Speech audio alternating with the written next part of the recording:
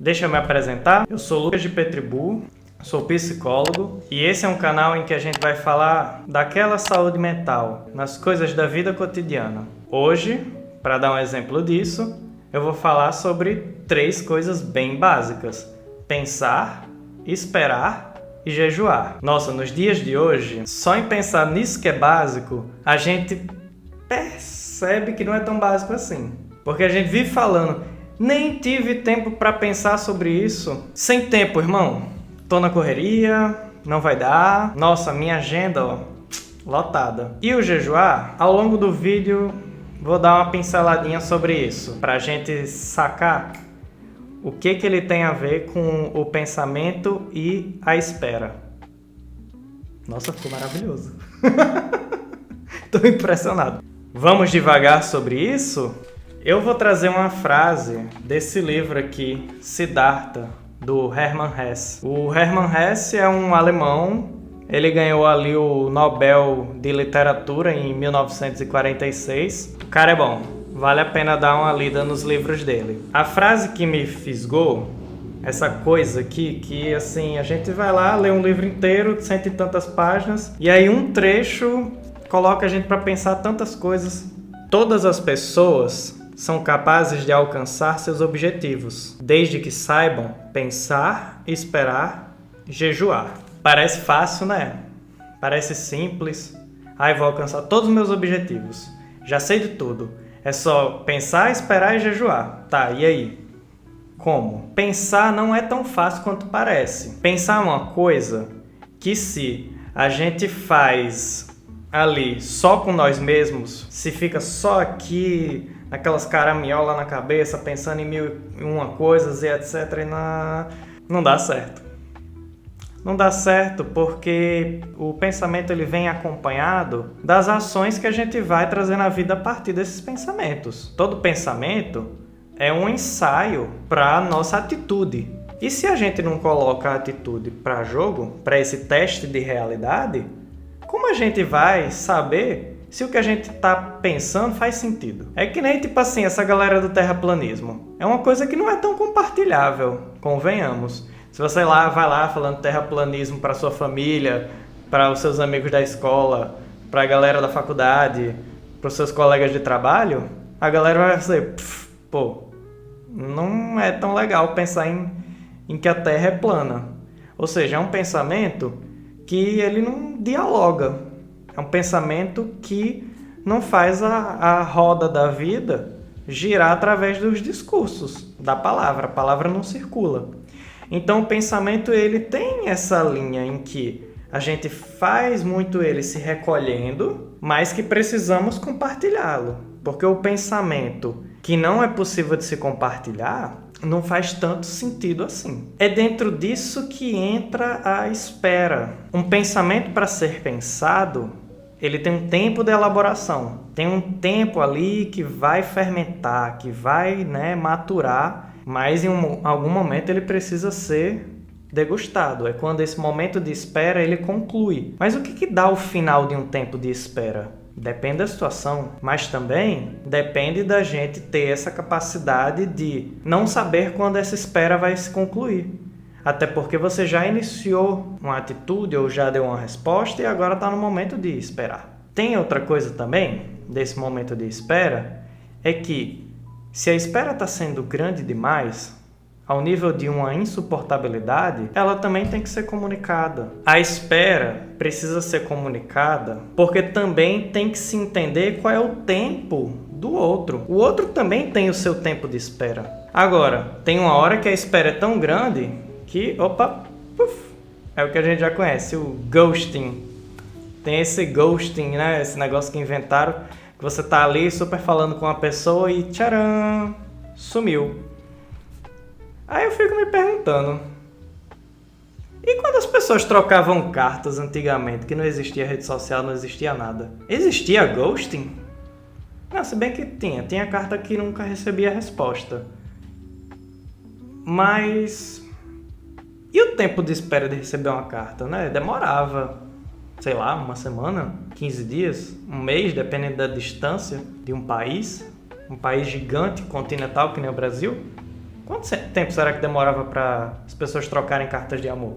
Então a espera, ela tem uma coisa relativa. Tem algo aí da nossa hipermodernidade que já não permite a gente esperar, por exemplo, que uma pessoa demore ali 10 minutos para nos responder. Aliás, 10 minutos eu estou sendo generoso. Então, quando foi que a gente parou de ter tempo para as relações e parou, inclusive, de ter tempo de conseguir pensar sobre isso tudo que a gente está vivendo? É onde possivelmente entra essa questão do jejuar. O livro do Hermann Hesse, que eu acabei de ler esse trecho, se chama Siddhartha. Siddhartha, para quem não está habituado, é o que alguns costumam chamar de o Buda. Mas é legal do livro é que não tem nada assim de mantra, nem algo ali de uma doutrina, ou algo que vai ali levar para o cunho religioso ou místico e etc.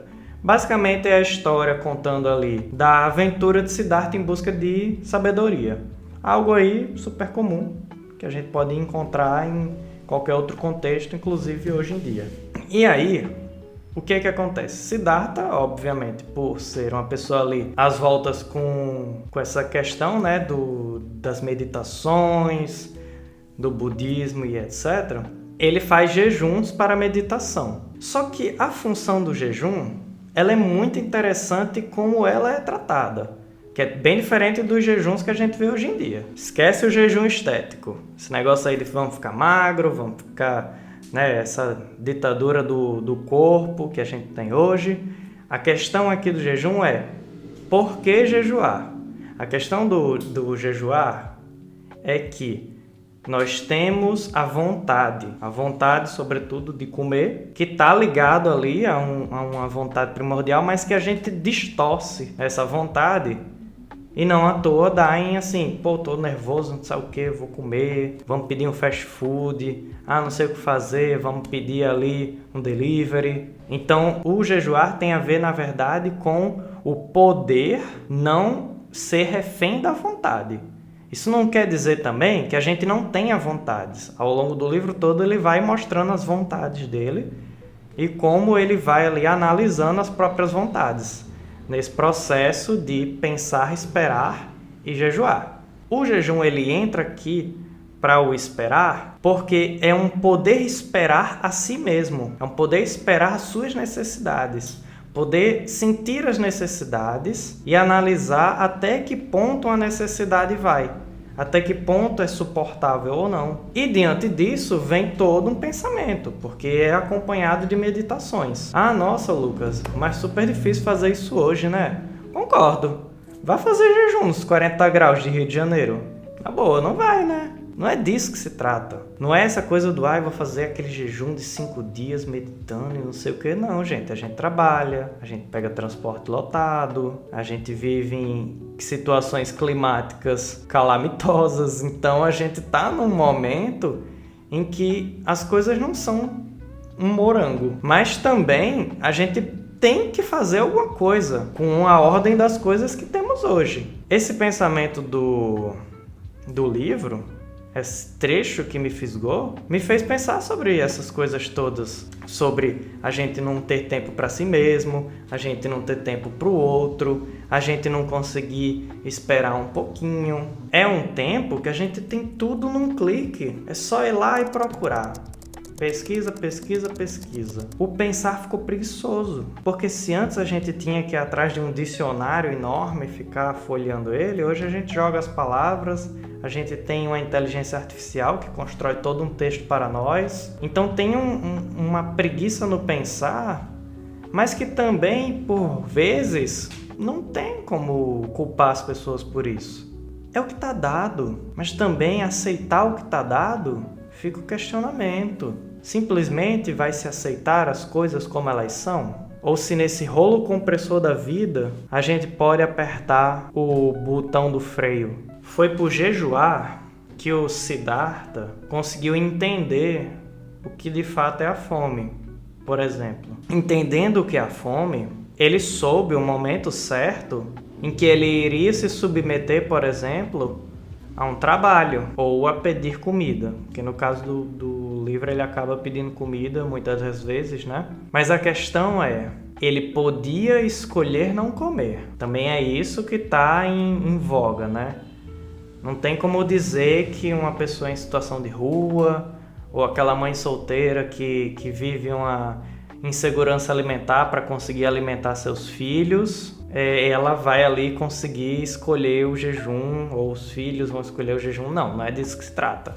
A gente está falando do poder escolher. Para quem pode escolher vencer suas vontades, o jejum não necessariamente tem a ver também com comida. Vamos pensar que tem outras formas de jejum, por exemplo. Pensando nessa sociedade que a gente tem hoje, de que tudo é rápido, tudo é fast food, a gente poderia, por exemplo, falar em jejum de pornografia, não é? É vencer uma vontade, é vencer um prazer imediato. A gente poderia falar em jejum de uso de substâncias, que não tem a ver com abstinência, tem a ver com a gente saber ali analisar a justa medida desses prazeres que a gente acessa e que a gente tem que se dar conta deles. Tem um monte de gente que se não toma um cafezinho de manhã dá aquela dor de cabeça lascada. Por que será? Será que o corpo não pede um detox de uma substância como a cafeína? Ou do açúcar, que a gente procura tanto? E de redes sociais? Será que a gente consegue fazer qualquer coisa sem estar com o aparelho do celular do lado? Vou falar um negócio engraçado. Quando foi a última vez que você foi no banheiro sem estar com o celular para ficar olhando as redes sociais? Meu Deus, eu não acredito que eu falei isso. Então a gente não consegue se desconectar, mas ao mesmo tempo nunca esteve tão desconectado de si mesmo. E desconectado do tempo. O tempo que requer uma espera. O tempo que requer uma elaboração. Um pensamento, uma reflexão, um planejamento para essa vida. A vida perdeu planejamento e sentido também, porque tudo acontece em 1 minuto de vídeo. E quem tá vendo esse vídeo aqui em 1 minuto, desculpa, mas é isso mesmo. Ai, calma, deixa eu pensar para conseguir falar. É difícil gravar vídeo, mas essa é a questão do que eu tô tentando colocar aqui no canal. De onde está a saúde mental nesses pequenos detalhes. Nem tudo nessa vida a gente vai acessar por grandes terapias, medicações e etc. Se você chegou nesse vídeo até agora, não esqueça de se inscrever, de curtir e ao final, se te trouxe alguma reflexão, se foi relevante para a sua vida, se te deixou aí pensando um pouco mais sobre isso, compartilha com mais pessoas. Nossa, olha a frase que tem aqui. Conhecimentos podem ser transmitidos, mas nunca a sabedoria. Mas eu não vou saber falar sobre isso. Tá profundo demais. Eu teria que pensar mais para falar. Então, não se trata de viver uma vida sem sentido ou também de se chocar com o sem sentido da vida, mas é estar aberto às surpresas e o tempo em que as surpresas exigem para serem absorvidas. Também não se pode julgar quem está ali, né, imerso nessas coisas todas da modernidade, porque nos captura, nos fascina, nos coloca reféns. E aí tem esse momento de despertar. Espero que esse momento um dia chegue a todos. E pra mim também. Quer dizer, eu tento. É porque não é fácil. A alienação, ela tá ali o tempo todo chamando a gente para um abraço. E é bom, às vezes, se alienar, porque conforta um pouco. Não dá pra viver a vida só na dureza, na concretude. Então é também se permitir tropeçar. Mas é também não cair e ficar no chão. Levanta e anda. E cai de novo. Que nem aquela poesia de Samuel Beckett. Errar, errar novamente, errar melhor.